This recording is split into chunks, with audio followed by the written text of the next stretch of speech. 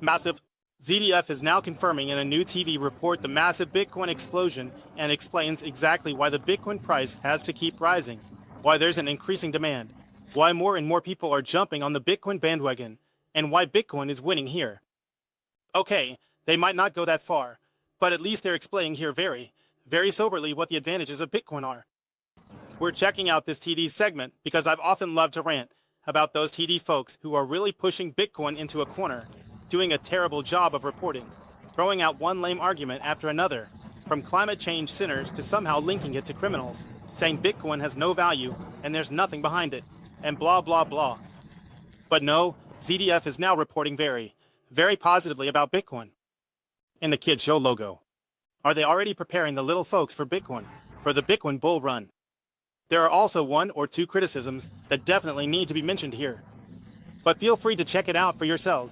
A lot of you probably save your allowance sometimes to buy something bigger. Now just imagine if your allowance could just multiply on its own, without you having to set aside more money regularly. Sounds cool, right? Some adults are actually feeling that way right now. Not with their allowance, but with a completely different kind of money. It's called Bitcoin. And those who own this money are really happy right now because its value keeps going up. We'll explain it to you. Bitcoin is a currency, just like the euro or the dollar. But there are neither bills nor coins for Bitcoin. Bitcoin is a cryptocurrency. It's purely digital, so it only exists on computers. So, you don't keep Bitcoins in your wallet or piggy bank. You need a digital money account on the internet where you store your Bitcoins. That's called a wallet. With your own Bitcoins, you can, for example, pay for things you buy online, and that's worldwide. But there are still very few businesses around here where you can pay with Bitcoin. A lot of people don't have Bitcoins to spend, but to make money with them. They exchange, for example, a certain amount of euros into Bitcoin. The value of a Bitcoin in euros keeps changing all the time, depending on how many people want to exchange money for Bitcoin. When a lot of people want Bitcoins, the value goes up, and so does the price in euros. And that's exactly what's happening right now. More and more people believe that Bitcoin is the currency of the future, and that's why they want to exchange other money for Bitcoins. Anyone who did that a few months ago made a lot of money from it. And if you're thinking, great, I'll just grab a few Bitcoins. Yeah. Right now, a Bitcoin costs around, well, yeah. And even though Bitcoin is worth that much at the moment, it could look different in a few months. So, it could also mean that you end up losing money with it. That always carries a risk. 1,000. I thought this was a really good report. First of all, they say that money with Bitcoin just multiplies. I mean, it doesn't just multiply out of nowhere, but as they explained really well here, it's all about the supply and demand model. That means when more people get into Bitcoin, the price of Bitcoin goes up. When more people sell off their Bitcoins, the price of Bitcoin goes down. You can even add to this because, really, it doesn't necessarily have to be that the demand goes up. The demand can just stay constant. Since we have a supply that halves every 4 years, it's actually enough for the demand to just remain steady. The demand can just stay constant. Because with the supply having every 4 years, it's actually enough for the demand to just stay constant. Because when the supply has every 4 years, we just end up with a continuously rising Bitcoin price. Hey, check it out. I'm here in L, right at Bitcoin Beach. It's really cool here. I can show you around the beach here, the whole location. The vibe here is definitely, I'd say, really, really good. The sun is setting back here. Let me show you this in Bitcoin Orange. Check it out, here in Bitcoin Orange, it always looks really nice. The interesting thing is always the question of whether to say the Bitcoins or the Bitcoin. I always get a ton of comments about that, like in the interview with Marcus Krall that I did, because he always says Bitcoins. The people in this article also say Bitcoins, but most people always find Bitcoin cooler. Whenever someone says Bitcoin on my channel, people always comment, hey, that sounds weird. I actually looked it up on ChatGPT. ChatGPT actually says that Bitcoins is just as correct as Bitcoin because Bitcoin actually comes from the word for coin. And with coins, you can also say the coin, and that's why it could actually be true. Check this out. It's really cool. Do you see that stand in the background? You can actually pay with Bitcoin right here on the beach. This was one of the first shops, or maybe even the very first shop, where you could pay with Bitcoin here in Essence on the beach. You can just grab cocktails or something like that here. I'm not doing that right now. I'll probably just have a coconut later because I'm not a fan of alcohol. But you can definitely buy things like pina coladas or tiki drinks or whatever with Bitcoin here. But now we have to look further at the Bitcoin report from Logo and what was next here, which was very interesting. They say here that in the end there is a controversy between saving Bitcoin and of course spending Bitcoin. You say that at the moment there are not that many issuing or acceptance points. That is the question. Do you issue Bitcoin or do you accept Bitcoin? But at the moment there is not a massive opportunity to pay everywhere with Bitcoin, and it is absolutely true. You cannot pay everywhere with Bitcoin. I mean, here in El Salvador, it's easy. I pay for my scooter with Bitcoin, I pay my rent with Bitcoin, and I cover a big part of my food with Bitcoin. Unfortunately, I can't pay at the fruit stands for coconuts, bananas, melons, papayas, and stuff like that with Bitcoin. But if I were to go out to eat somewhere, you can definitely pay with Bitcoin, like in restaurants and stuff. It's also possible in the big supermarket chains. I was just at the gas station, and you can pay there with Bitcoin too. So it is actually possible to live on a Bitcoin standard, because G.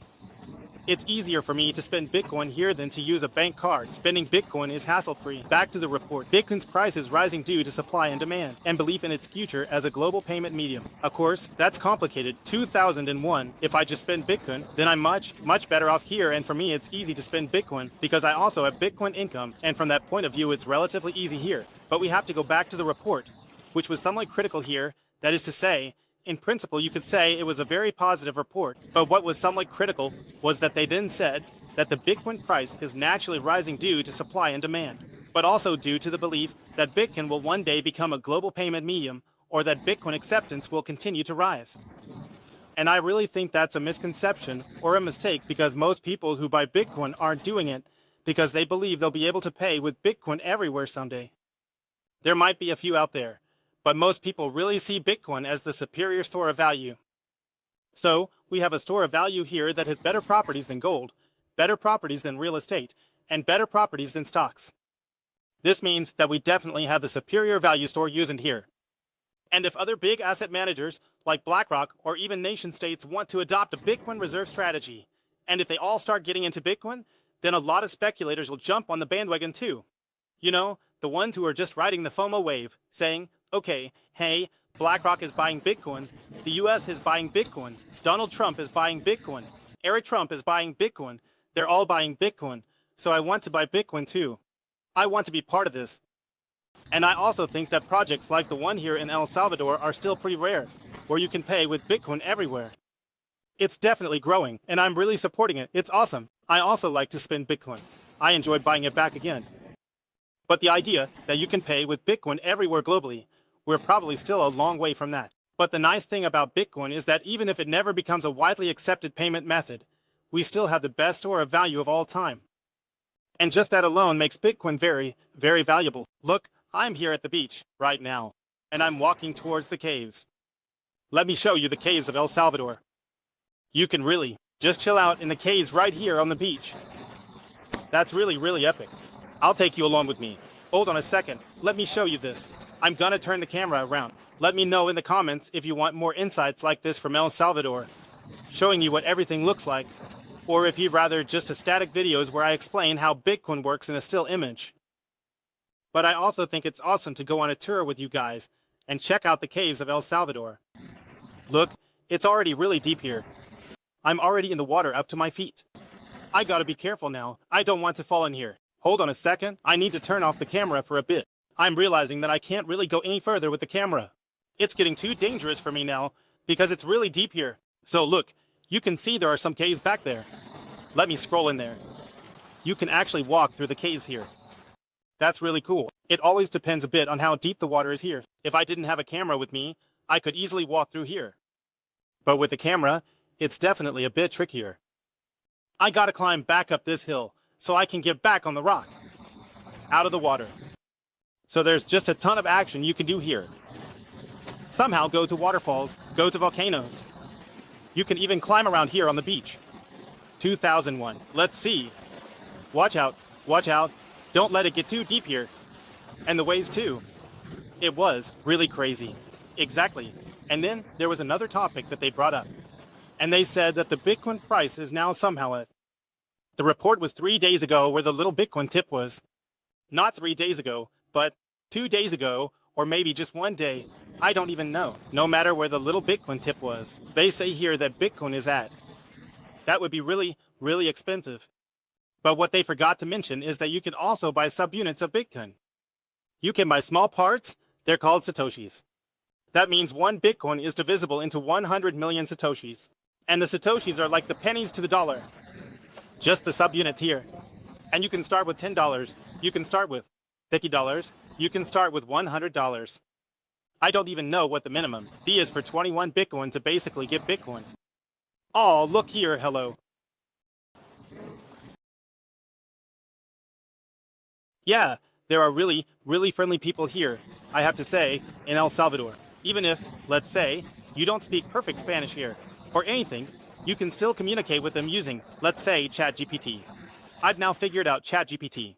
You can do auto-translate and talk with it, and then basically translate GPT into Spanish, and translate from Spanish back into German.